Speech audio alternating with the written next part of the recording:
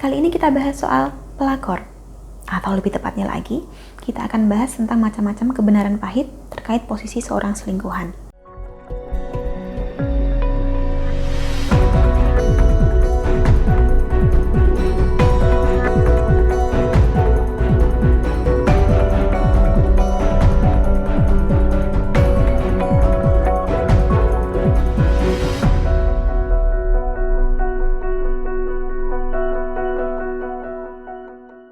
Salam Rahayu, dengan Dewi Sundari di sini.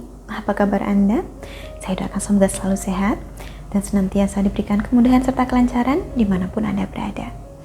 Kali ini kita bahas soal pelakor, atau lebih tepatnya lagi, kita akan bahas tentang macam-macam kebenaran pahit terkait posisi seorang selingkuhan. Tujuannya untuk apa?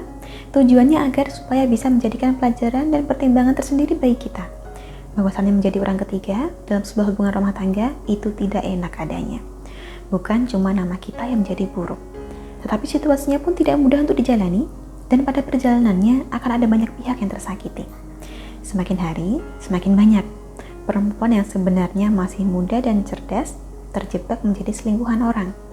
Dan karena mereka sadar bahwa situasinya tidak ideal, maka mereka pun mulai mereka segala pendapat bahwa hubungan ini bukan sekedar nafsu, bukan sekedar hilaf, bahwa hubungannya ini adalah murni benar-benar cinta dan jodoh yang berasal dari Tuhan datangnya.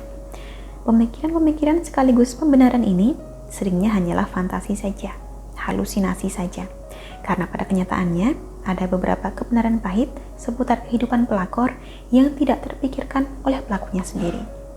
Contoh yang pertama, sebagai seorang selingkuhan, Anda mungkin akan berpikir bahwa si lelaki yang sudah beristri ini menjalin hubungan dengan Anda karena Anda lebih istimewa dibandingkan sang istri sah.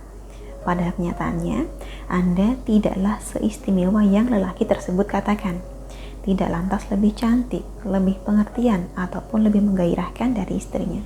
Sebab kebanyakan pria yang berselingkuh itu ibaratnya seperti orang yang berkeinginan untuk keluar rumah dan sebelah kakinya sudah berada di luar pintu. Jadi Anda bukannya lebih istimewa, tapi sekedar merupakan jalan keluar paling dekat yang dimilikinya. Kemudian realita pahit yang kedua, lelaki yang sudah menikah hanya akan mengejar-ngejar Anda di depan saja. Tetapi begitu Anda sudah didapatkannya, begitu Anda sudah terlanjur jatuh cinta, Andalah yang akan mati-matian mengejar dia, berusaha menahan sakit hati, dan berakhir merasa tidak dihargai, sebab lelaki Anda masih memiliki perempuan lain.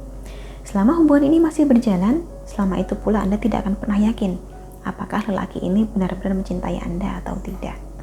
Kepahitan ketiga yang mesti ditanggung seorang pelakor adalah Anda akan berakhir menyanyiakan hidup demi sebuah fantasi yang tidak nyata. Habis waktu Anda, perhatian Anda, perasaan Anda hanya untuk sebuah hubungan yang tidak akan berlabuh dimanapun juga. Susah payah Anda menyembunyikan hubungan, merencanakan pertemuan rumit agar tidak ketahuan, tapi yang ada hidup Anda sendirilah yang rusak dibuatnya. Padahal Anda berhak menjadi pusat kehidupan seseorang, berhak dicintai dan dihargai, bukan sekedar ditempatkan di pojokan gelap yang tidak tampak dan dipungut sekali waktu. Realita pahit keempat yang seringkali tidak disadari seorang simpanan adalah bahwa si lelaki turut punya andil dalam kerusakan rumah tangganya. Ia beralasan bahwa rumah tangganya tidak bahagia. Ia beralasan bahwa istrinya tidak baik. Padahal dia sendiri punya andil dalam hubungan yang tidak baik itu. Ia tidak pernah memberitahu Anda di mana letak kesalahannya dan hanya menyalahkan serta menyudutkan sang istri saja. Padahal bohong kalau ia bilang bahwa semua adalah salah istrinya. Cuma malangnya Anda termakan kebohongan itu. Dan ketika hubungan ini ketahuan, Andalah yang dicap sebagai perusak rumah tangga orang. Sementara kenyataannya, si lelaki ini memiliki andil yang lebih besar dalam kerusakan rumah tangganya tersebut. Terakhir, kebenaran pahit lain yang sering tidak disadari seorang selingkuhan adalah bahwa pada dasarnya lelaki ini memang suka bermain gila. Dari awal ia sengaja menikah dengan perempuan baik-baik agar punya istri yang patuh untuk menjadi ibu dari anak-anaknya. Setelah itu, dia sengaja mencari kesenangan di luar. Jadi di satu sisi ia punya istri teladan, dan di sisi lain ia punya wanita sampingan yang membuat hidupnya lebih menantang.